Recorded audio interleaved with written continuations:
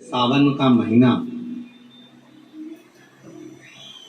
और वो महीना जो भगवान शंकर को सबसे ज्यादा प्रिय है, बहुत प्रिय। कारण माँ सती, माँ उमा, माँ कात्यायनी, माँ कुष्मांडा, माँ स्कंदा, माँ महागौरी, जितनी जितनी माता पूर्व में हुई हैं, जो शिव जी के साथ में ब्याही हैं, शिव को जिन्होंने अपना बना लिया था, उन सभी माताओं ने सावन के महीने में शंकर भगवान को प्राप्त किया था, और शिव जी ने सावन के महीने में ही उनको अपना बना लिया। और ये बात भगवान शिव ने स्वयं कही। स्वयं भगवान शंकर स्वयं नंदी से ये बात कहते हैं, नंदी मुझे श्रावण अति प्रिय है। नंदी ने पूछा क्यों, तो कहा इस श्रावण के महीने में मेरी अर्धांगिनियां मुझे भजती थी, उनको मैंने स्वीकार किया था, और यही सावन के महीने में चराचर जीव, आप देखिएगा गर्मी के समय में छोटे छोटे जो जीव जंतु सब, जितनी गर्मी पड़ती है सब मर जाते हैं। बोलो मरते कि नहीं मरते? अभी बारिश चालू हो गई, बारिश चालू हो गई तो तुम्हारे घर में ऐसे बारीक बारीक नए नए डिजाइन के कीड़े मिलेंगे, और तुम सब टेंशन में रहती हो उस कीड़े के चक्कर में। वो घुस गया, वो यहां से आ गया, ये छोटा सा, इतनी डिजाइन का, उनकी पीठ का कलर अलग देख लो, उनके पंख का कलर अलग देख लो, उनकी इल्लियों को, छोटी छोटी इल्लियों को अलग से देख लो, केचुआ देख लो, केचुआ की भी वेराइटी अलग है, कोई सफेद केचुआ, कोई काला केचुआ, कोई गुलाबी केचुआ, कोई कत्था, कितनी डिजाइन। 83,99,999 योनिया, और उसमें आखिरी योनि ये 84 लाखवीं मनुष्य की योनि। अब इतनी योनियां, और तुम्हारे घर में भी आसपास तुम देखना कितनी सारी योनियों को देख लोगे, चीटा को, और चीटे की भी एक डिजाइन आ जाती है। सावन में आते आते चीटे में भी पर आ जाते हैं। अब तुमने देखा कि नहीं देखा, अब हमको नहीं मालूम भैया, देखा है तुम लोगों ने? और जितना आस्था चैनल पर सुनता है, सावन में चीटे में भी पर आ जाते हैं। मक्खियों की डिजाइन बदल जाती है। जिस मक्खी को एक बार भगाओगे भग जाती थी, सावन में इतनी अड़ीली हो जाती है कि आके मुंह पे बैठेगी ना, उसको भगा के मक्खियां भी इतनी अड़ीली हो जाती है कि वो हटती नहीं है। क्यों? इतनी अकड़ कहां से मक्खी में आ गई, चीटे में पर कहां से आ गए, और इतना घाट इन कीड़ों में कहां से आ गया कि हर किसी के घर में घुस जाते हैं। तो शिव महापुराण की कथा कहती है, चराचर अचर जीव जंतु पशु पक्षी सबको मालूम है सावन का महीना चल रहा है, हमारे बाबा का महीना चल रहा है, जो करुणा करने वाले, ये उनको भी याद है। उसको पशुपति नाथ कहते हैं, उसको भी मालूम।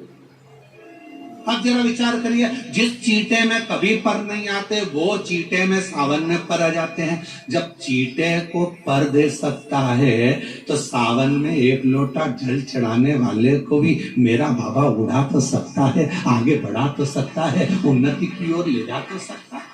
वो शिव तत्व।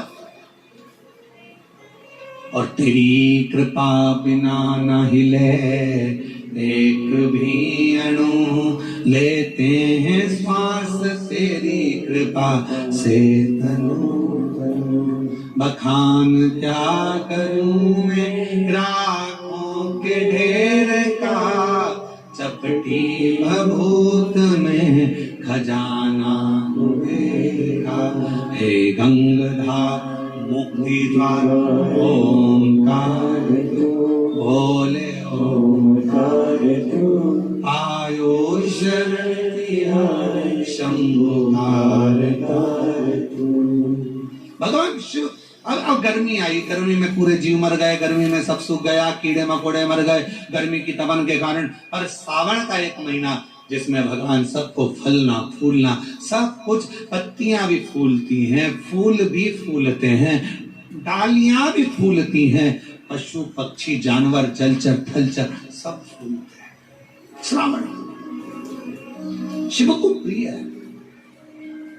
और क्या कहा मेरे भोले बाबा ने नंदी से, ए नंदी, श्रावण का महीना हो, शिव तत्व की प्राप्ति को करने के लिए अगर कोई संसार का मानव मुझे पुकारता है, भजता है।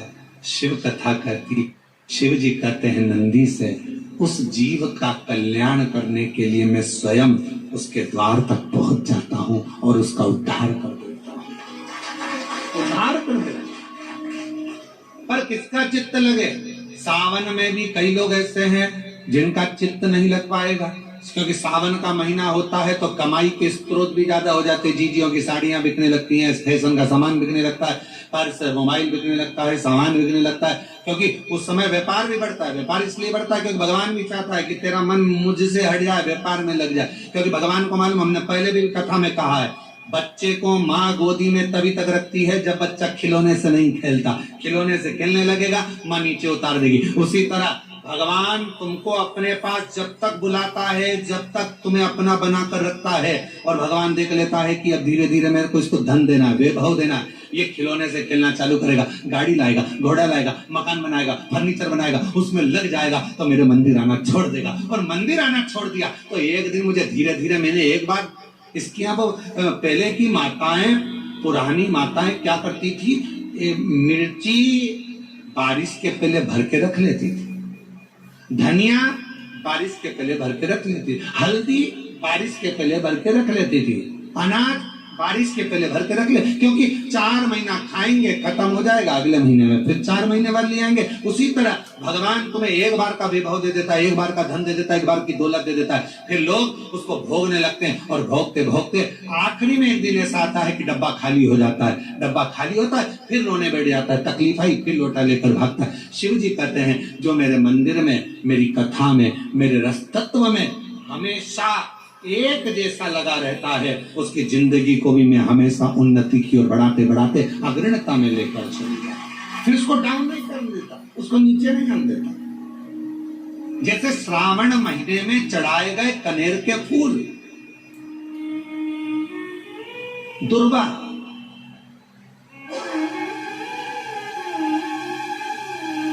पर हम सबसे कहेंगे, मान लो यदि कोई विशेष कोर्ट का केस चल रहा हो, कोई कोर्ट में कोई बातें चल रही हो, अदालत आदि में कोई कार्रवाई चल रही हो, कोई फाइल प्रशासनिक अधिकारियों के पास फंस गई हो और कुछ ना कुछ उसमें अपने को लगता है कि तकलीफ का प्रसंग है, तो हम कहेंगे शिव की आराधना करो, सत्यता पर जियो,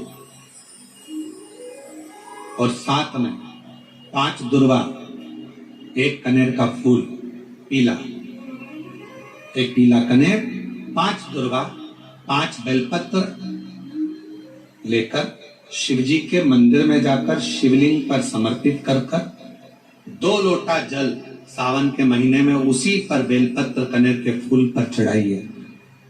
देवाधिदेव महादेव की कृपा होगी। ज्यादा से ज्यादा 6 महीना, 7 महीना, इससे ज्यादा निर्णय आप ही के पक्ष में आएगा और शिव की कृपा से। और इसमें एक बात और स्मरण रखें, जैसे कोई की प्रॉपर्टी है, कोई की जमीन है, और वो जमीन तुम्हारी कोई ने कब्जा कर ली, या तुम्हारा नाम नहीं हो पाई, या कोई उसमें लफड़ा हो गया, या तकलीफ आ गई, पैसा उसमें अटक गया, उसके लिए भी कनेर का पुष्प श्रावण महीने के जितने सोमवार आते हैं, रविवारी, सोमवारी और भोमवारी, कौन कौन से बार हो गए? रविवार, सोमवार और मंगलवार, 3 बार। प्रथम दिवस में कनेर का 1 पुष्प लेना है, द्वितीय दिवस में कनेर के 5 पुष्प लेना है, और तृतीय दिवस में कनेर के 3 पुष्प लेना है। बेलपत्र 1-1 साथ में लेकर शिव जी को रविवार के दिन भी समर्पित करें, सोमवार के दिन भी समर्पित करें, और मंगलवार को 3 कनेर के पुष्प के साथ बेलपत्र लेकर बाबा को समर्पित करें।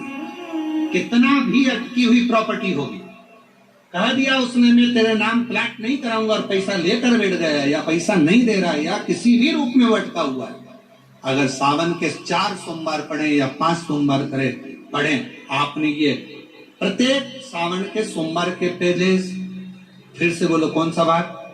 रविवार, सोमवार और मंगलवार, ये 3 बार का क्रम अगर प्रत्येक सोमवार के पहले और बाद में कर लिया, तो आपको उसे प्रॉपर्टी उस व्यक्ति को तुम्हें देना ही पड़ेगी, छोड़ना ही पड़ेगी। उसको खुद अपने आप में बेचैनी होने लगेगी, मुझे बुलाएगा, आपको जाना नहीं पड़ेगा, खुद बस फोन लगाया आपने, भैया हमारा करा दो, हमारा करा दो, 2 बार 3 बार अगर बोला, चौथी बार वो खुद बुलाएगा, बेचैनी पड़ेगी। मेरा बाबा उसको खुद खल बुलाता, शिव शिव है, उसको कहते सत्यम शिवम सुन शंकर शंकर। वो नित्य कृपा कर, नित्य कृपा। और सावन का महीना 1 लोटा नहीं, कितना 2 लोटा जल चढ़ा रहे हो सब लोग, बहुत जोरदार। तुम्हारे लोटे का ही तो असर है, जो कोरबा में इतना पानी गिर गया, ये तुम्हारी लोटे का असर है। और अब पूरा विश्व देख रहा है कि कोरबा वालों ने इतना पानी चढ़ाया कि पूरे ग्राउंड में पानी भरा गया, तो कथा को ऑनलाइन करना पड़ रहा है। ये कोरबा में 2 लोटे जल, 2 लोटे जल, शिव कृपा।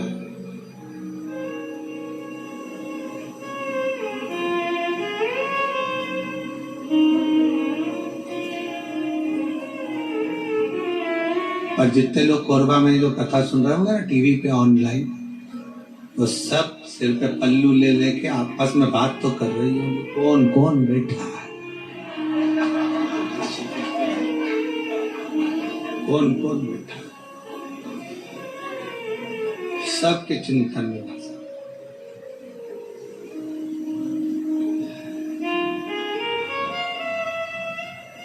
कल हम जब सीहोर से आ रहे थे तो बहुत सारे यहाँ के बहुत सारे मिनिस्टर आदि के भी बहुत सारे गुरु पूर्णिमा पे फोन सब आदि सभी प्रदेशों के आते हैं कि गुरु पूर्णिमा की बधाई के लिए। यहाँ से भी पहुंचे तो कहा गुरु जी कोरबा आ रहा है। हमने कहा बिल्कुल ना आइएगा। हमने कहा इतना, एक तो हॉल छोटा, ऑनलाइन कथा, और मालूम पड़े और तुम ही आ जाओ तो मालूम पड़े व्यवस्था और गड़बड़ा जाए। कहा भजन करो, प्रणाम, शिव तत्व को धारण करो जितना कर सको, और तेरी कृपा का क्या है भरोसा, कब किस पर हो जाए, जरा से हम पर कर दो, जरा से हम पर कर दो। तेरी कृपा का क्या है भरोसा, कब किस पर हो जाए, जरा से हम पर कर दो, जरा से हम पर कर दो। जिस पर भी हो गई तेरी कृपा करुणा, वो भव पार हुआ, भव पार हुआ। जिस पर भी हो गई तेरी कृपा करुणा, वो भव पार हुआ, भव पार हुआ। पापी हो चाहे जितना, उसका भी बाबा उद्धार हुआ, उद्धार हुआ। पापी हो चाहे जितना, उसका भी बाबा उद्धार हुआ, उद्धार हुआ। गिद्ध अजामिल गड़िका जैसे तेरे मन को जरा सी हम पर कर दो, ओ जरा सी हम पर कर दो। तेरी कृपा का क्या है भरोसा, कब किस पर हो जाए, जरा सी हम पर कर दो। तो शिव पुराण कह रही है, शिलाद मुनि ने तप करा, तप कर कर भगवान शिव को पाना चाहा, पर शंकर भगवान अपने असली स्वरूप में नहीं गए, रूप बदल कर गए। और परीक्षा लेने के लिए मेरा शंकर आता,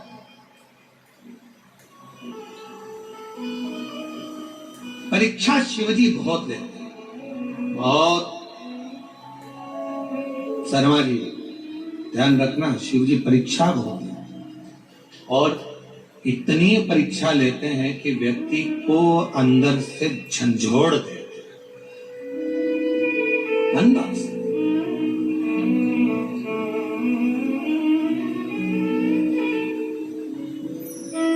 पर यदि आपकी विश्वास और दृढ़ता है, भरोसा, और फिर कह रहे हैं ये ऑनलाइन कथा होती तो सीहोर से होती, आपका विश्वास था, आपकी दृढ़ता थी, और समिति ने सोच लिया था, तो ये कथा कोरबा से यहाँ ऑनलाइन हो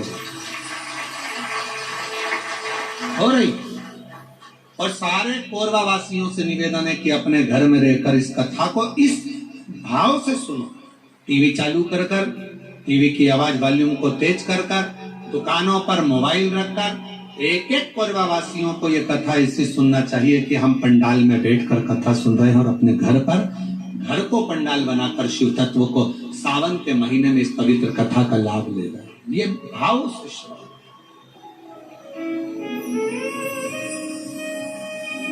हृदय से।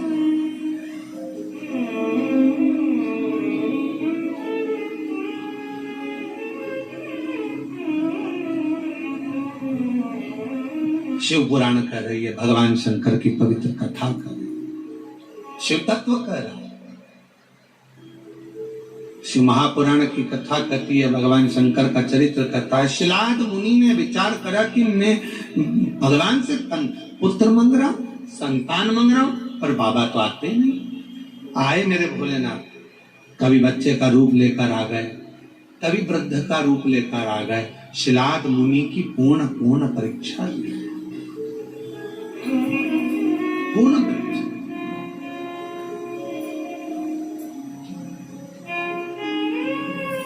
आखिरी में मेरे भगवान ओघड़दानी शिवजी आए और शंकर भगवान आकर खड़े हुए हैं। सुंदर बागंबर, मस्तक पर चंदा, त्रिपुंड त्रिनेत्र त्रिशूल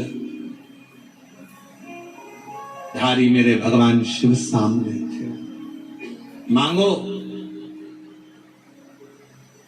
क्या चाहिए तुमको?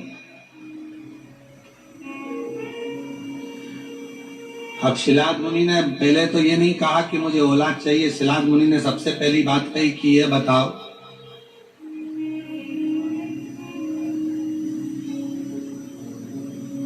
मुझे पुकारते पुकारते इतना समय हो गया, आप अब आ रहे हो? और ये आपका भी प्रश्न है। जल चढ़ाते चढ़ाते वो कहते ना,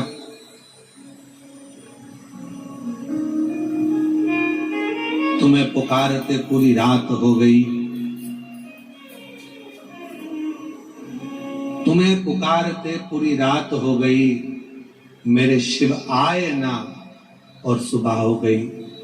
मैं कितना पुकारती हूँ। आप में से कई लोग ऐसे होंगे जो भगवान शिव के मंदिर में जल चढ़ाते हैं, पशुपति व्रत करते हैं, सोमवार का व्रत करते हैं, प्रदोष करते हैं, शिवरात्रि करते हैं, पार्थिव लिंग का निर्माण भी करते हैं, आराधना भी करते हैं। उसके बाद भी भगवान शंकर नहीं सुन रहा, तो उसके लिए ये उत्तर मेरे भगवान शंकर शिलाद मुनि के सम्मुख में प्रश्न का उत्तर दे रहे। आपने इतना समय लगा दिया, इतना समय।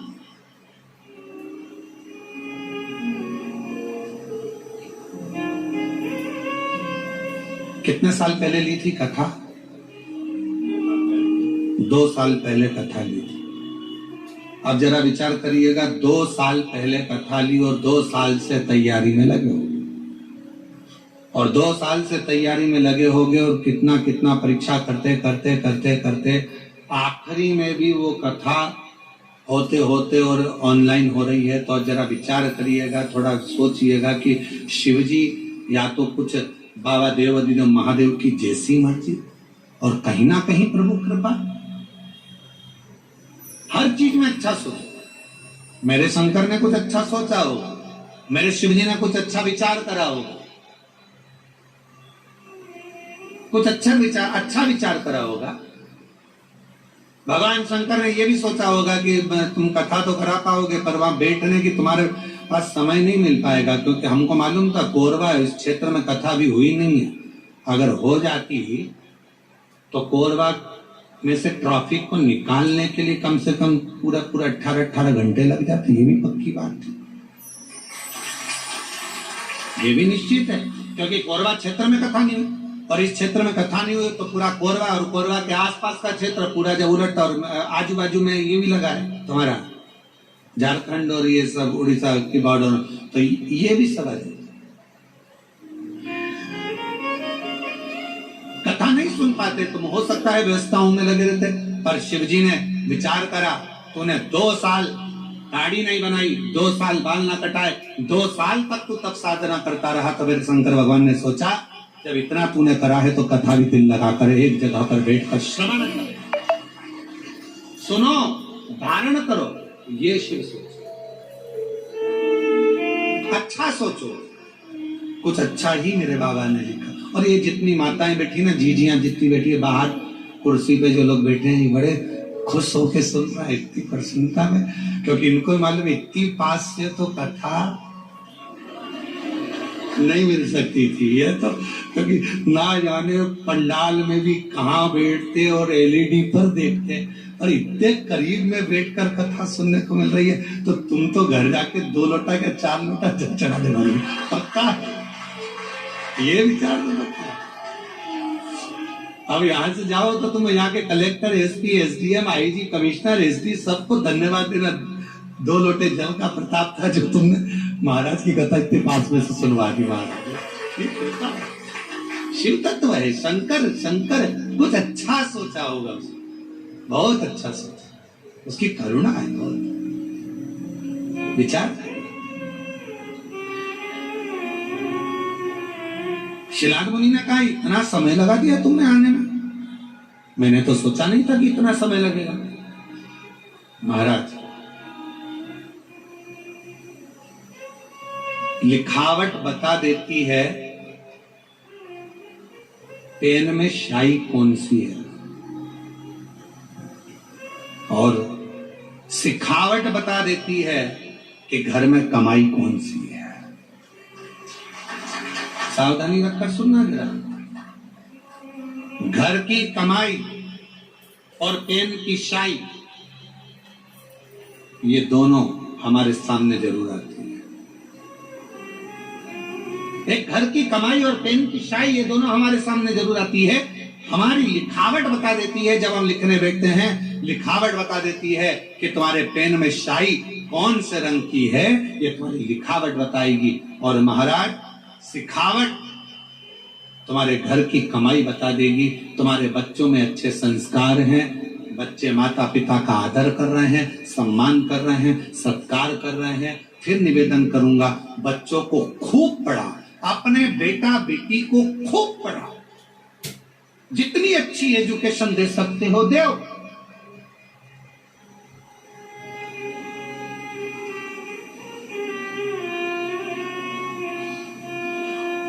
खूब पढ़ाओ, पर बच्चों को पढ़ाने के साथ में संस्कारों में भी ढालो।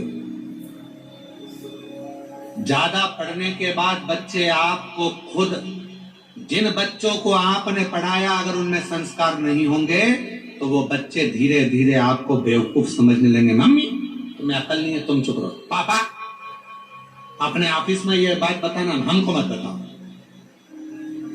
हमने कई लोगों को देखा है, बड़े बड़े पदाधिकारियों को देखा है, जिनकी सत्ता पूरे ऑफिस में चलती है और घर में औलाद से हार जाते हैं, घर में औलाद से हार जाते हैं। हमने बड़े बड़े, हमारा तो सब दूर जाना है, सब दूर मिलना है, सबसे मिलना होता है, सबके पास जाना होता है। बड़े बड़े अधिकारी बहुत ऊंची पोस्ट पर है, बहुत ऊंचे पद पर हैं, जिनकी भाग सब दूर चलती है, पर रिटायरमेंट होने के बाद वो बाप भी आंख में से आंसू बहा कर कहता है कि मैंने बच्चों को पढ़ाया, खूब ऊंचे पद पर पहुंचाया, खूब एजुकेशन में पैसा लगाया, पर मेरे बच्चों को मैं संस्कार देना भूल गया। वो बच्चे आज मुझे सिखाते हैं, चुप रहो, ज्यादा मत बोलो, अपना अब हम नहीं सुन सकते, आप शांति रख लो। ये बच्चे कहते हैं, ये बच्चे कहते हैं। हमने पढ़ाया, एजुकेशन दो, अपने बच्चों को खूब पढ़ाओ, खूब विद्यादान कराओ, खूब अच्छा पढ़ाओ। जितने आस्था चैनल पर कथा सुन रहे हैं, मैं सबसे निवेदन करूंगा, जितने फेसबुक यूट्यूब पर कथा सुन रहे हैं उनसे भी कहूंगा, अपने बेटा बेटी को तुम्हारी सामर्थ्यता से ज्यादा पढ़ाओ, अच्छी एजुकेशन कराओ, और एजुकेशन के साथ संस्कार जरूर देना। अपने घर के संस्कार देना जरूरी है। बच्चे तुमको पढ़ लिखने के बाद ये न समझे कि मेरे माँ बाप बेवकूफ हैं। पढ़ाओ, खूब पढ़ाओ। और बच्चे जब ऊंची आवाज में बात करने लगे, पापा चुप रहो, मम्मी तुम मेरे से फालतू बात मत करा करो, तुम्हें अकल नहीं है, तुम चुप रहो। बच्चे जब व्यर्थ की बातें बोलने लगे तो समझ लेना पढ़ाई तो कराई तुमने, एजुकेशन तो कराया, पर संस्कारों से वंचित कर दिया। संस्कारों से।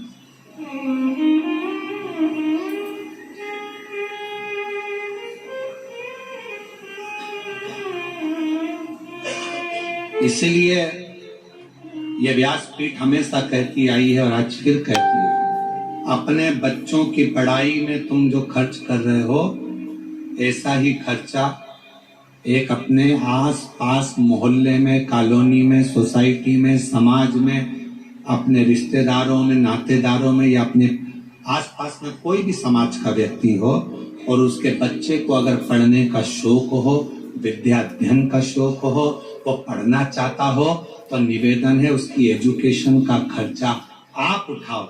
जब उस बच्चे को पढ़ाओगे, एक अपने बच्चे को पढ़ाओगे और एक दूसरे के बच्चे को जिसको पढ़ने का शौक है, पैसा नहीं है, पढ़ना चाहता है, उसकी एजुकेशन का जब आप खर्चा उठाओगे, जब आपके बच्चा भी बड़ा होगा और वो जिसको पढ़ाया वो भी बड़ा होगा, दोनों में अंतर समझ में आएगा।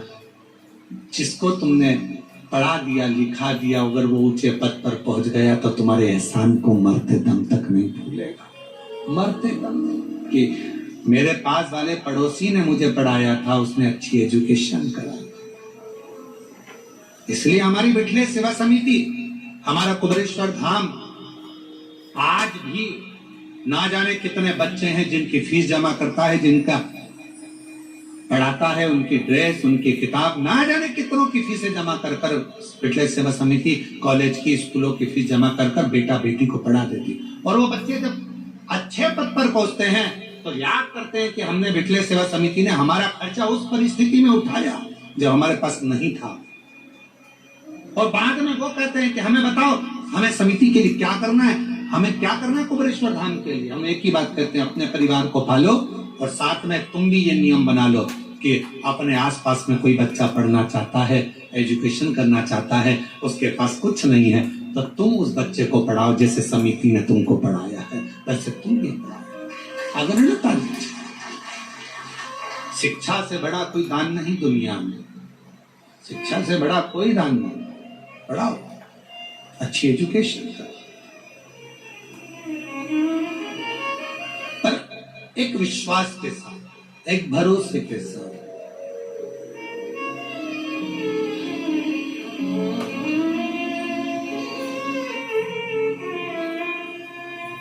मैं तो बैठी थी गंगा किनारे, मैं तो बैठी थी गंगा किनारे। जब हम एकांग चित्त से बैठकर भगवान शिव की अविरल भक्ति को धारण करें, विश्वास के साथ स्मरण करें, शिव तत्व क्यों ना मिले। शिलाद मुनि ने कहा कि आपने आने में इतना समय लगा दिया, इतना समय। भगवान शंकर बोले, जब तक तेरा भाग्य प्रबल ना हो, जब तक तेरे कर्म की प्रधानता ना हो, तब तक मैं समय पर आकर देता भी नहीं। और मेरी जीजियों जीजाओं, व्रत करते करते बहुत समय हो गया और भगवान नहीं सुन रहा है तो समझ लेना थोड़ी फाइल मोटी है, समय लग रहा है, लगने दो, होने दो, अपना कर्म करते जाना है। 3 चीजें हैं, एक भाग्य, दूसरा समय, तीसरा कर्म। शिव महापुराण में भगवान शंकर शिलाद मुनि से कहते हैं, जब भाग्य प्रबल होता है तो मनुष्य का देह मिलता है, और भाग्य प्रबल होता है तब मनुष्य के देह में भगवान शंकर की भक्ति मिलती है। भाग्य प्रबल होता है तो सावन महीने में शिव महापुराण की कथा मिलती है। यह भाग्य की प्रबलता है। हम आपको बार बार देखकर धन्यवाद दे रहे हैं। गजब की किस्मत पाई है जो सावन महीने में शिव पुराण की कथा इतनी अड़चनों के बाद भी श्रवण कर रहे हैं। और ये बड़ा आश्चर्य वाली बात है। आप लोगों के लिए बड़े सरल बात होगी, पर हमारे लिए तो बहुत आश्चर्य की बात है, बहुत आश्चर्य।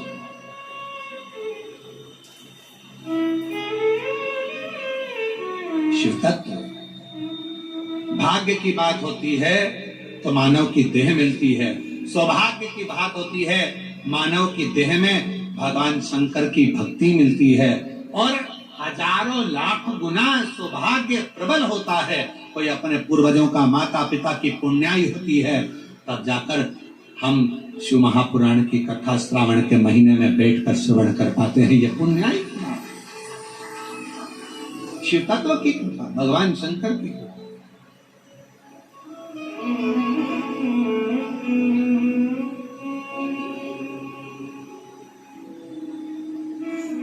और हरिओम में ओम समाया है, मेरा भोला नगर में आया है।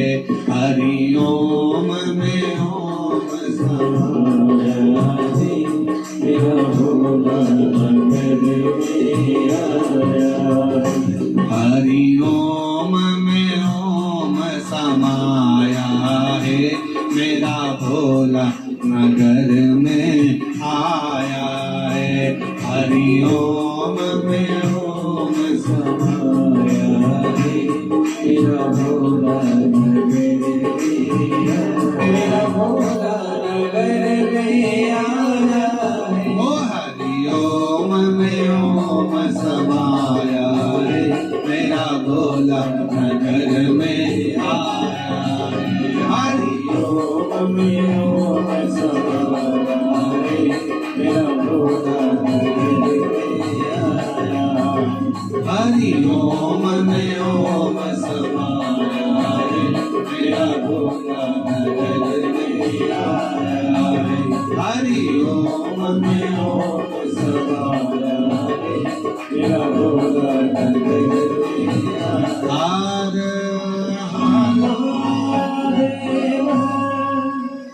अपने स्थान पर बैठकर भगवान शिव जी से अपने मन का भाव कहिए, दिल से प्रार्थना करिए, विनय करिए, निवेदन करिए। भाव से विनय करें, प्रार्थना करें, निवेदन करें।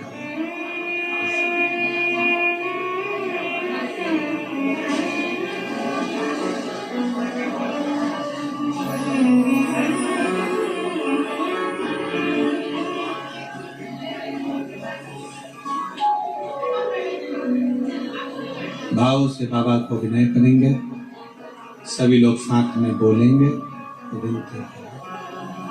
श्रावण के महीने की कथा है, हृदय से बाबा को अपने मन का भाव करिए, प्रार्थना करिए।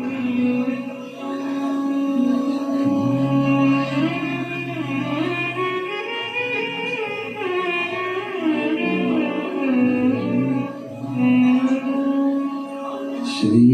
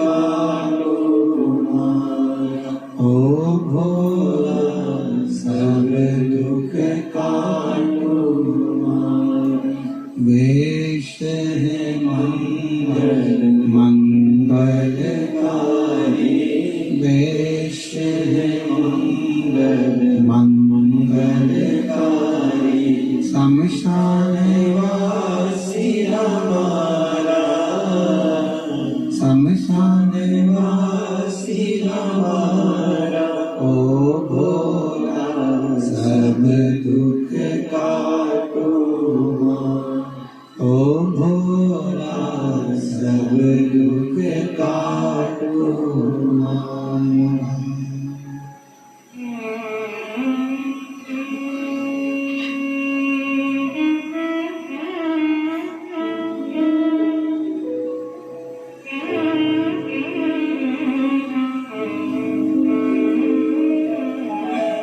बाबा देवाधिदेव महादेव, भगवान शिव गढ़धानी, त्रिकालदर्शी, कैलाशी, विनाशी भगवान शिव की कथा कर रहे हैं। शिव महापुराण की कथा वर्णन कर रहे हैं। शिव तत्व कह रहा है, शिलाद मुनि की कथा कर रही है।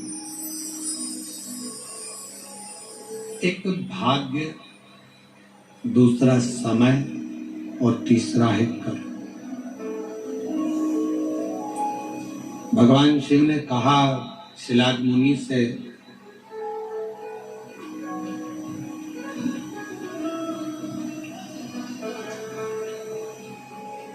हो सकता है कि तुम्हें कुछ प्राप्त करने में समय ज्यादा लगा हो, पर यह निश्चित है समय ज्यादा लगने पर भी यदि कुछ अच्छा मिल रहा है तो शिव की कृपा से वो अटल रहने वाला, हमेशा रहने वाला मिल रहा।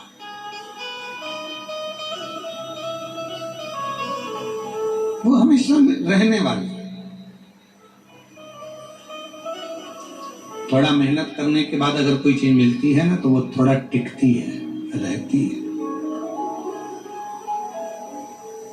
एकदम किसी को कोई चीज मिल जाती है तो उसका सम्मान करना भूल जाता। धन था, एकदम मिल गया, बहुत संपदा मिल गई, शोहरत मिल गई, सत्ता मिल गई, वैभव मिल गया, तो वो इतना टिकेगा नहीं। एकदम जो मिला है वो ज्यादा टिकता नहीं। सीढ़ी दर सीढ़ी चढ़कर जो मिलता है, थोड़ा थोड़ा चढ़ते जाओ, आगे बढ़ते जाओ। अच्छा ईमानदारी से बोलो, एक पांव यहाँ रखोगे, एक पांव 4 सीढ़ी ऊपर रखोगे तो कहीं ना कहीं तो धक्का खाकर नीचे गिरो। थोड़ा संभल कर चलो, धीरे धीरे चलो। अगर वैष्णो देवी का दर्शन करने गए हो, डोंगरगढ़ वाली माता का दर्शन करने गए हो, विंध्याचल दर्शन करने के लिए गए हो, या अपने यहाँ कोरबा में भी कोई आसपास में देवी धाम, शिव धाम कोई ऊंचाई पर होगा, एक रास्ता जाता है घूमकर फिरकर, थोड़ा दूरी से आराम से चढ़ना है, और एक रास्ता जाता है सीढ़ी सीढ़ी सीढ़ी सीढ़ी, और एक व्यक्ति वो होता है जो पहाड़ पकड़ा, यह पकड़ा, वो पकड़ा और चढ़कर फिर आगे बढ़ा। तो कौन सा रास्ता ठीक है? थोड़ा दूरी का, धीरे से आराम से चढ़कर पहुंचोगे आगे बढ़ोगे तो जरूर थोड़ा समय जरूर लगेगा, परंतु आप अपनी मंजिल तक पहुंचोगे और थोड़ा ठहरोगे। शिलाद मुनि से भगवान शिव ने कहा, शिलाद तुम को देने के लिए मैं आने में समय लग गया, उस समय का इंतजार करो। पर क्यों समय लगा? क्योंकि तुमने अभी तक जो करा था उसमें मेरी तप साधना में कोई कमी रह गई होगी, कोई कर्म ऐसा नहीं कर पाए जिसके बल पर मैं आ नहीं पाऊं। अगर भरोसा पक्का होता है तो शिव मिल। एक पत्र आया अभी बाहर से लाकर दिया। मेरा नाम प्रशांत गुप्ता है, जमनी पाली एनटीपीसी कोरबा से हूं। कहीं बैठी हैं आप ही हैं। किसी के कहने पर जो 15 दिन मिले थे उसका 1 हफ्ता विचार करा गया कि शिव पर आश्रित हुआ है। जब बहुत सारे लोग कहते हैं कि सियोर वाला महाराज कहता है कि 1 लोटा जल सारी समस्या का हल है, हम लोग इतना विश्वास नहीं करते थे, पर आपके वचन पर किसी के कहने पर विश्वास किया, 1 लोटा जल बेलपत्र लेकर गए, बाबा से प्रार्थना करी, माँ की तकलीफ कम कर दीजिए। 15 दिन का समय डॉक्टर ने दिया है ऑपरेशन के लिए। 15 दिन आपके बाबा, कुछ तो कृपा करो। गुरुदेव, हम मानते नहीं थे, पर पहली बार 3 से 4 दिन तक हमने हमारी माँ को शिवजी पे चढ़ा हुआ जल और बेलपत्र दिया तो उनको दर्द थोड़ा कम हुआ। जब दर्द कम हुआ तो हमने 15 दिन लगातार ऑपरेशन के पहले उनको जल और बेलपत्र देना प्रारंभ करा, और 15 दिन बाद जब वापस डॉक्टरों को दिखाने के लिए रिपोर्ट गई और फिर वापस जांचे गए। पर तुमने किस तरीके से कमाया? झूठ बोलकर, छल कर कर, कपट कर कर, बेईमानी कर कर, प्रपंच कर कर, क्या कर कर कमाया? उसका भोग ना पत्नी भोगेगी ना बच्चे भोगेंगे। उसका कर्म का भोग तो अपना अकेले को भोगना है। इसलिए एक बात याद रखो, तुम्हारे घर में जो तुम्हारी अर्धांगिनी है उसको धर्म पत्नी कहते हैं। धर्म पत्नी का मतलब क्या होता है? जो पति को धर्म के पथ पर ले जाए। पति कमा कर लाया 100 रुपए, उसने उसमें से 1 रुपया निकाला, कहीं किसी गरीब के भोजन में, प्यासे के पानी में, कहीं शिक्षा में, किसी की दवाई में, किसी को भोजन कराने में पत्नी ने वो 1 रुपया निकाल दिया। तुमको भी वो पत्नी चाहती है कि तुम नहीं निकाल पाओगे, क्योंकि जो व्यक्ति कमाता है वो दान नहीं कर पाता। बड़ा कठिन है उससे धर्म निकलना, हाथ से छूट पाना, क्योंकि उसको मालूम मैंने कैसे कमाया, मैंने पैसे इकट्ठा कैसे करा। पर पत्नी को मालूम है अगर ये नहीं करूंगी तो हो सकता है कि मैं तो इस धन का भोग कर लूंगी, पर मेरे पति को तो जवाब देना पड़ेगा ना। इसलिए उसका नाम धर्म पत्नी है। पति की कमाई में से थोड़ा सा निकाल कर धर्म में लगा देती है, पति को भी बैकुंठ तक लेकर जाती है। वो धर्म पत्नी, वो धर्म पत्नी का पथ निश्चित करती है।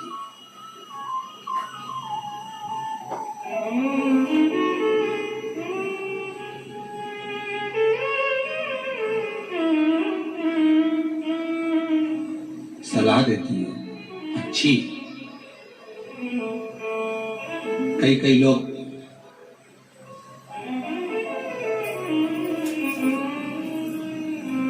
एक बहन जी अभी सियोराइन थी, वो कर रही थी, गुरु जी मेरे पति देव नहीं। तो मैंने कहा तुम्हारे पति देव नहीं तो कौन है? तो कहा मेरे पति देव नहीं महादेव है। फिर मैंने पूछा देव नहीं महादेव है, इसका मतलब क्या? तो कहा देव हमेशा शांत रहते हैं और महादेव कभी कभी तांडव दिखा देते हैं। तो मेरे पति देव नहीं महादेव। इनको थोड़ी देर में तो एकदम आएंगे तो शांत रहेंगे, कमरे में बैठेंगे भी मौन रहेंगे, थोड़ी देर चुप रहने के बाद थोड़ा सा भी गड़बड़ दिखा तो इन्होंने सोने से पहले भी बोला, हाल में गए, चिल्लाया, इधर उसको चिल्लाया, बच्चों को चिल्लाया, पत्नी को चिल्लाया, तांडव दिखा। तो मेरे पति, लोगों के पति देव हो सकते हैं, पर मेरे पति देव अधिदेव थोड़ी देर में तांडव दिखा दे।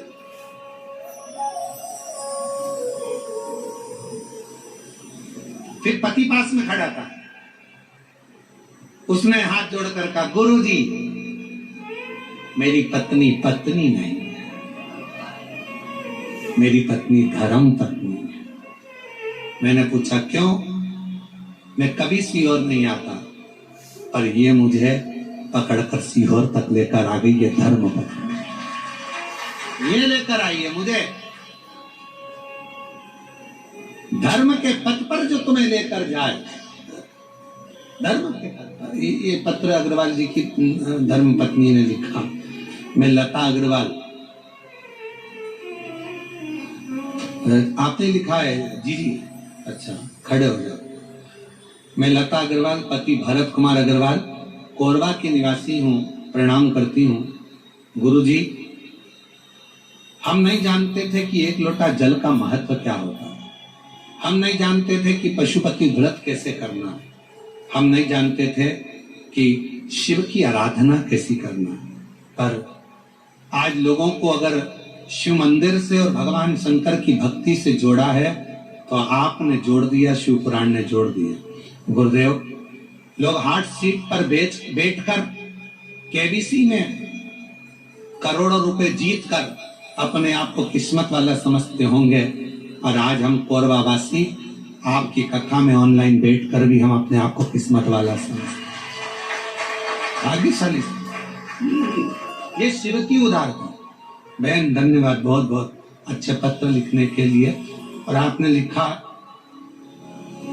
आप हमेशा मुस्कुराते रहें, केवल एक ही युग में नहीं, शताब्दियों में कथा श्रवण कराते रहें।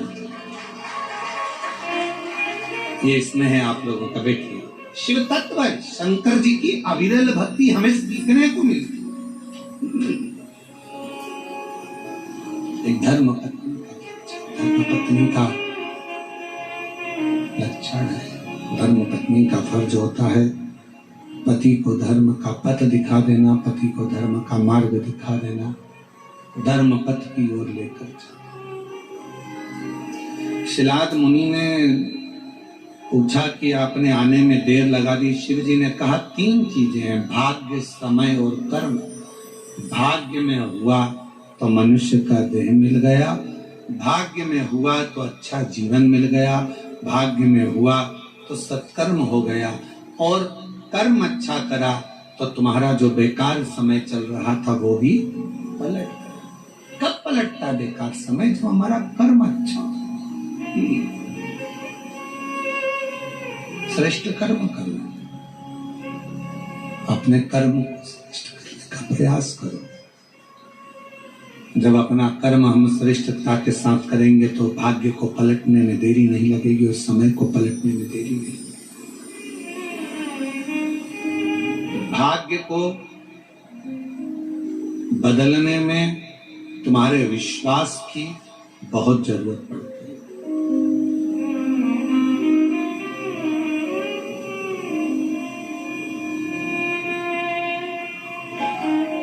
पांच चीजें प्रारब्ध से प्राप्त होती। पूर्व में जो तुमने अच्छा करा होगा, 5 चीजें मिलती है। पहले नंबर पर धन, तुम्हारा पूर्व में किए गए पुण्य से मिल जाता है, प्रारब्ध से मिल जाता है। दूसरे नंबर पर है सत्ता।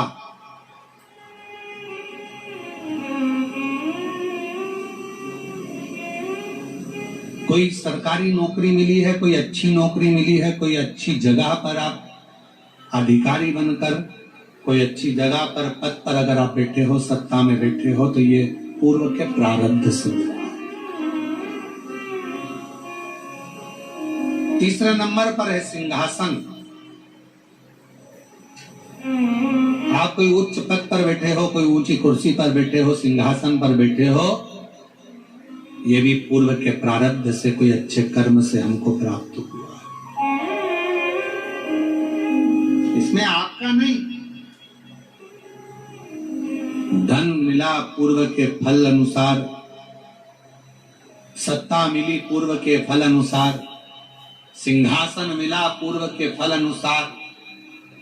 चौथी चीज कही, मकान, दुकान और प्रॉपर्टी, जमीन, ये भी आपके प्रारब्ध से, पूर्व के कर्म के अनुसार मिलती है। कभी कभी किसी व्यक्ति का प्रारब्ध नहीं रहता, उसका पूर्व का कर्म नहीं रहता।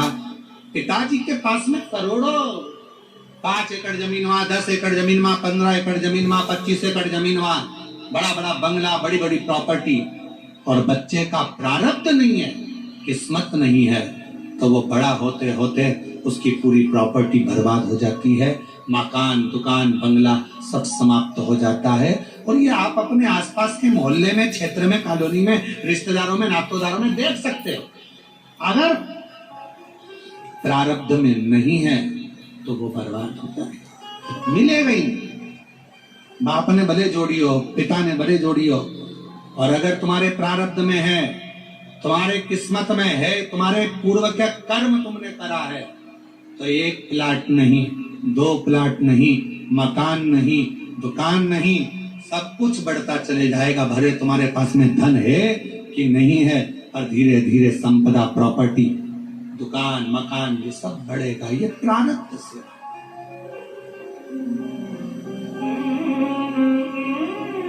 और 5वें नंबर पर कहा कि प्रारब्ध से मिलता है, पूर्व के कर्म से मिलता है। क्या? तो कहा भगवान का संग, सत्संग, शिव महापुराण की कथा और ईश्वर का संग। यदि आप शिव जी के मंदिर जा रहे हो, शिव महापुराण की कथा सुन रहे हो, भगवान का भजन कर रहे हो, भगवान से जुड़े हुए हो, तो ये तुम्हारा आज का नहीं, पूर्व का कोई प्रारब्ध कर्म होगा जिसके कारण परमात्मा ने अपने से जोड़े। इस कलिकाल में किसको फुर्सत, किसको फुर्सत?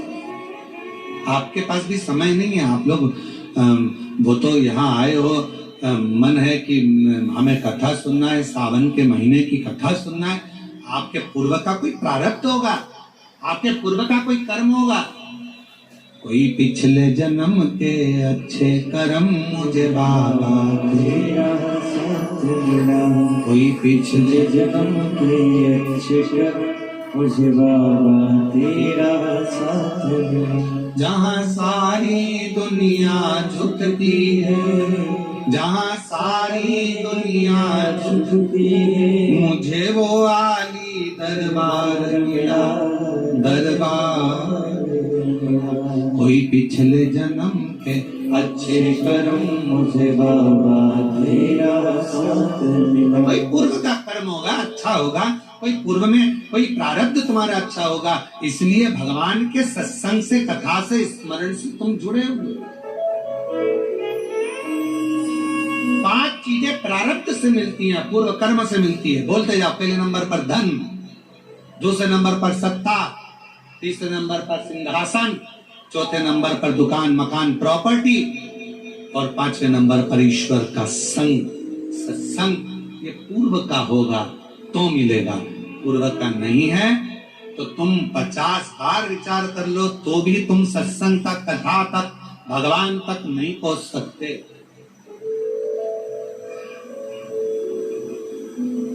बहुत मुश्किल।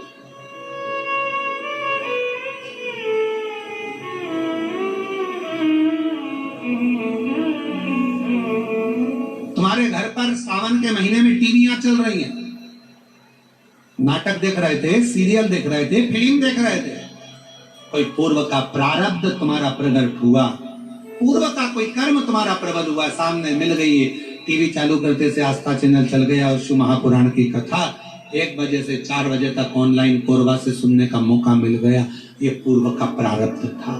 भगवान ने कहा कि कहाँ जा रहा है, कहाँ जाएगा, भटक जाएगा, चल इधर। अजामिल की कथा सुनी है भागवत जी ने। ब्राह्मण था, विद्वान था, खूब पढ़ा लिखा था, विद्वान भी है, ब्राह्मण भी है, पढ़ा लिखा भी है, विद्वत्ता भी है, उसके अंदर सब कुछ है। भगवान का भजन भी करता था बाल्यावस्था में। ऐसा नहीं कि बाल्यावस्था में भगवान का भजन नहीं करा। अजामिल ने, उठाओ, श्रीमद् भागवत में वर्णन आता है। श्रीमद् भागवत कथा कहती है कि अजामिल बचपन से शिव भगवान की, राम की, कृष्ण की, नारायण की भक्ति करता। नारायण का भजन करते करते करते करते करते करते समय बीत गया, समय बीत गया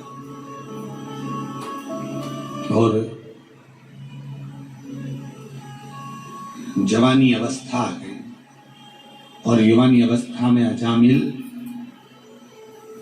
मंदिर जा रहा था। जाते जाते सामने एक वेश्या ने नया मकान बनाया था, बहुत सुंदर भवन।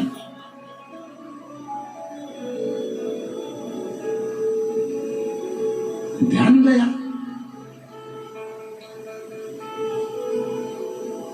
अब दिक्कत इस बात की, अगर अजामिल स्त्री होता तो बात दूसरी थी कि ध्यान भटक जाए।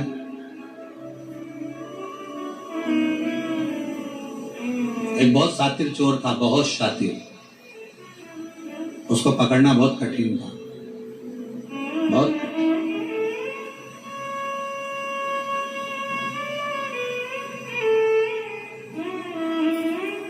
उसको पकड़ना बहुत कठिन था, पर एक पुलिस वाले ने कहा कि मैं चोर को पकड़ सकता हूं। एसपी साहब ने बुलाया, आईजी ने बुलाया, डीआईजी ने बुलाया कि तुम कैसे कह सकते हो कि तुम पकड़, मैं पकड़ लूंगा। अगर चोर यहां से निकलेगा तो मैं पकड़ लूंगा, ठीक है, पर चोर इतना सातिर था कि उसको पकड़ना मुश्किल।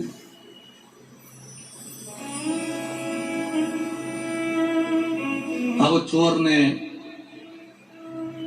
अपने तन को ढक लिया और चोर ने तन को ढक कर बुर्खा पहन लिया, चला। और चोर ने बड़ा सुंदर रूप धरकर, कपड़े बदलकर, स्त्री के कपड़े पहनकर चोर जा रहा था। और चोर जाते जाते जाते जाते आगे निकला, उसको कोई नहीं पहचान पाया, पर पुलिस वाले ने उसको पहचाना। जिसने शर्त लगाई थी कि मैं पहचान सकता हूं, मैं बता सकता हूं, उसने पहचाना और पहचाना, पकड़ा, ले गए थाने में। उसको देखा तो वही चोर था। एसपी साहब ने पूछा कि कोई नहीं पहचाना, तुम कैसे पहचाना कि ये पुरुष नहीं स्त्री है, स्त्री नहीं पुरुष है, तुम कैसे पहचाने? उस पुलिस वाले ने कहा, साहब ये सुनार की दुकान के सामने से जा रहा था, बाजू में कपड़े की भी दुकान थी, बहुत सुंदर साड़ियों की, सूट की दुकान थी, उसके पास में ही ब्यूटी पार्लर भी था, उसी के आगे आर्टिफिशियल ज्वेलरी की दुकान भी थी, फिर उसी के पास में चूड़ियों की दुकान भी थी, जैसे कोरबा में है।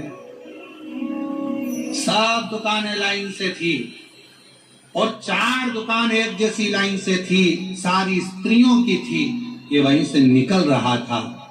अगर ये लेडीज होता तो पलट कर जरूर देखता, पर ये एक भी दुकान पर घूर कर नहीं देखा, पकड़ाई में आ गया कि ये स्त्री है, ये औरत है ही नहीं, ये स्त्री है ही नहीं।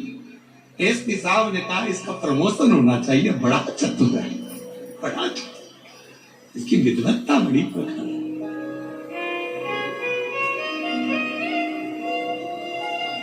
अब अजामिल ब्राह्मण है, अच्छे कुल का है, अच्छी जगह का है, भगवत भजन करने वाला, स्मरण करने वाला, मंत्र जाप, नाम जाप करने वाला, भगवान नाम का कीर्तन करने वाला, भगवत स्मरण करने वाला, मंत्र जाप करने वाला, और वो अजामिल निकल कर जा रहा है और अजामिल का ध्यान चले गया एक वेश्या ने जो भवन बनाया उसकी ओर। बड़ा सुंदर भवन था। अब अजामिल की चित्तवृत्ति में मंदिर जाते जाते अजामिल ने विचार करा कि भवन इतना सुंदर अगर वेश्या ने बनाया है तो वो कितनी सुंदर होगी, उसको एक बार तो देखूंगा। अब रोज मंदिर जाता और रोज 5 मिनट खड़ा होके वेश्या को देखने के लिए ताकता रहता, पर वेश्या भी निकल कर बाहर नहीं आती। 4 दिन 5 दिन निकल गए। अब ये मंदिर लेट जाता है। 9 बजे जाने वाला 10 बजे हो गया, 10 से 11 बजे हो गया, 11 से 12 बजे हो गया, 12 से 1 बजे हो गया। मकान ताकता रहता, बस जैसे अजामिल की कथा वैसी अपनी कथा। अपन भी 9 बजे जाते थे, 8 बजे, 7 बजे जाने वाले, 6 बजे मंदिर जाते, 7 बजे जाते। कभी कभी मकान को ताकने के चक्कर में झाड़ू लगाना, पोछा लगाना, मेहमान आ रहे, चाकरी आ रही, ये हो गया वो हो गया, 9 बजे जाऊं, 9 बजे से 10 बजे। अब मेहमान घर में आ गए, काम इतना सारा पड़ा, 11 बजे मंदिर जाऊंगी, 11 बजे भी टाइम नहीं मिला तो 12 बजे जाऊं। भगवान भी समझ गए अजामिल का मकान और तेरा मकान बराबर हो गए। देखा, निकल कर। और एक दिन अजामिल ने विचार कर लिया कि अब तो कुछ भी हो जाए, इसको देखे बिगर मंदिर नहीं जाए। भगवान मन में सोचे, इतनी जिद तू मुझे देखने की पकड़ लेता तो वेश्या का मकान जैसा 4 बंगला मैं तेरा बना देता, पर तूने मुझसे नैन नहीं मिला, दूसरे से मिलाने की चाह रखी है। दूसरे से तू मुझसे नैन नहीं मिला। प्यार करो तो ऐसा करो, उससे करो जो मोबाइल का बैलेंस तो डलवा दे।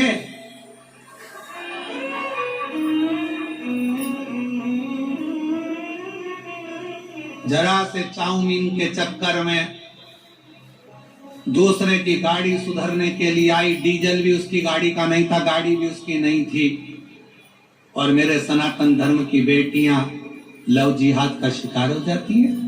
जरा सा अरे प्यार उससे करो जो बैलेंस तो डलवा दे, मालूम पड़े वो तुम्हें भी बर्बाद कर दे और तुम्हारे खानदान को भी बर्बाद कर दे। ऐसा लड़का नहीं चाहिए। ऐसा लव किस काम का जिसके तुम शिकार हो जाओ। क्या करना ऐसा लव कर कर प्यार कर।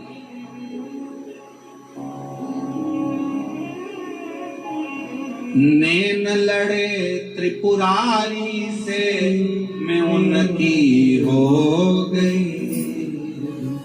नैन लड़े त्रिपुरारी से मैं उनकी हो गई, मेरे मन में नहीं है सखी मैं काशी जाऊं, मेरे मन में नहीं है धीर सखी मैं काशी जाऊं, काशी जाऊंगी मैं बनारस जाऊंगी, काशी जाऊंगी मैं बनारस जाऊंगी, मेरे नैनन बरसे नीर सखी में काशी जाऊंगी, मेरे मन में नहीं है धीर सखी में काशी जाऊंगी।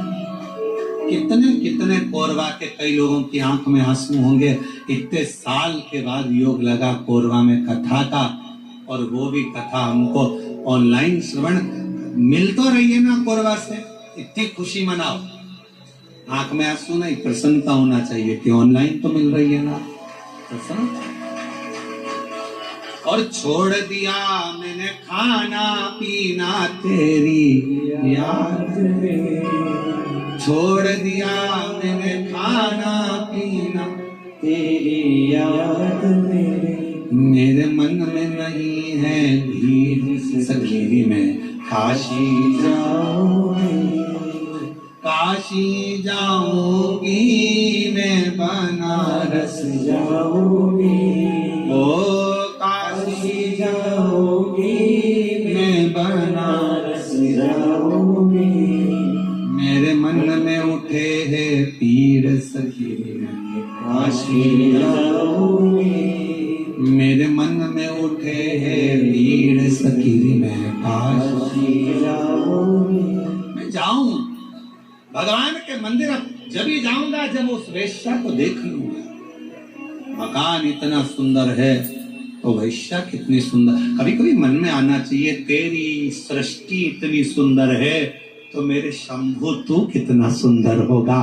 तुझे देखने की चाह जगे, शिव को देखने की चाह जगे, भगवान शंकर को देखने की चाह जगे।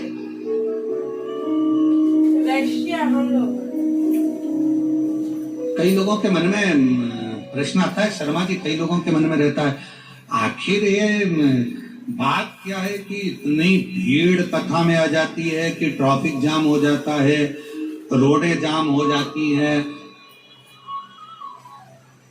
आखिर ये शिव पुराण में ऐसा क्या है? महाराज तो कई लोग तो देखने के लिए आते कि महाराज आखिर है क्या, अब उनको बताना पड़ता है महाराज के सिर पे सींग नहीं है, ना महाराज कथा करता है, कथा तो स्वयं देव अधिदेव महादेव करता है, और कथा सुनने वाले भी तुम नहीं हो, कथा सुनने वाला भी शिव है, और कथा करवाने वाले यजमान नहीं, स्वयं शंकर और पार्वती का रूप है। सामर्थ्यता किसी की नहीं, आप और हम कुछ भी नहीं। उसने जिद पकड़ ली, वेश्या को देखूंगा। 4 दिन हो गए वेश्या नहीं निकली, 5 दिन हो गए मंदिर छूट गया वेश्या के चक्कर में।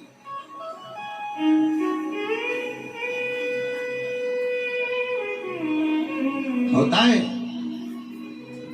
कई बार घर में धन रखा रहे, पैसा रखा रहे, तो घर में धन पैसा रखा रहता है तो कोई लोग बोल के, मम्मी घर छोड़ के मत जाना, थोड़ा सामान पड़ा हुआ है, पापा घर छोड़कर। बेचारे पापा रोज मंदिर जाते थे और धन के चक्कर में जाऊंगा, वो लोग कह रहे क्योंकि मंदिर नहीं आ रहा, आऊंगा, थोड़े बच्चे बाहर गए हैं घूमने फिरने के लिए, गोवा गए हैं। अच्छा तो मंदिर कब, जब वो आ जाएंगे, घर सूना छोड़कर कैसे आऊं थोड़ा सा। अब एक बार अगर देख लो 4 दिन निकल गए वेश्या नहीं दिखी, 5 दिन निकल गए वेश्या नहीं दिखी, 6 दिन निकल गए, 10 दिन निकल गए वेश्या बाहर नहीं निकली,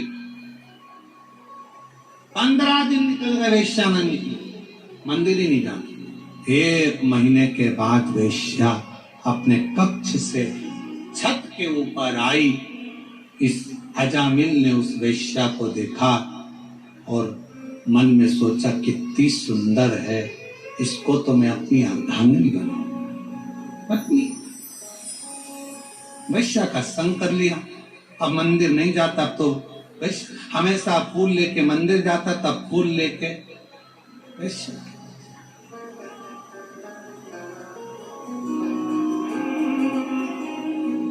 अब उसे कौन समझाए कि पहले मंदिर में फूल चढ़ाता था तो तेरे फूल को वो स्वीकार कर कर तुझे ब्यूटीफुल बना देता था। अब कौन समझाए कि वेश्या के जूड़े में लगाकर फूल तो ब्लेडी फूल हो गया। अब कहां तो ब्यूटीफुल था, कौन समझाए तेरे को। फूल वही है, बस एक लाइन बदल गई, इधर जाना था पहुंच गया उधर, गलत मार्ग की ओर चला गया। वैश्या के साथ रहने लगा, दिन रात 24 घंटे रहता। वैश्या का हृदय उस पर आया, उसका हृदय उस पे आया, शादी कर ली। अच्छा शादी हो भी गई, बच्चे भी हो गए, पर एक दिन देवताओं की मीटिंग हुई तो भगवान शंकर जी ने कहा भगवान विष्णु से, तुम्हारा भक्त देखो कहाँ चले गया। तो क्या चले तो गया, अब क्या करे। शंकर भगवान कहने लगे अपनी औलाद अगर गलत मार्ग में पड़ जाती है तो माता पिता उसका संग नहीं छोड़ देते, उसको वापस मार्ग पर लाने के लिए माता पिता कुछ ना कुछ जरूर करते। तो हम क्या करें। शंकर भगवान ने कहा इसके घर में 4थे नंबर का लड़का होगा, गर्भ में बच्चा है, चलो अपन उसके दरवाजे पर चलते हैं। भगवान संत का रूप रखकर अजामिल के दरवाजे पर आ गए, दरवाजा बजाया, ब्राह्मण देवता दरवाजा खोलो।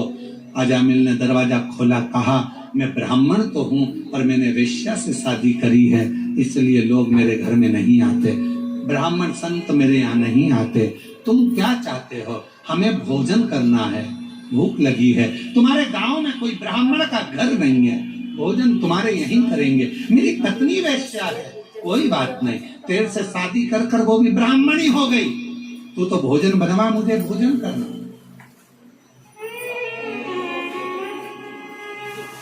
अजामिल कहने लगे भोजन तो करा दूंगा, मना नहीं है, पर दक्षिणा नहीं दूंगा 1 रुपया भी। शंकर भगवान मुस्कुराकर भगवान विष्णु की ओर देखकर बोले दक्षिणा की चाह तो हमको है ही नहीं।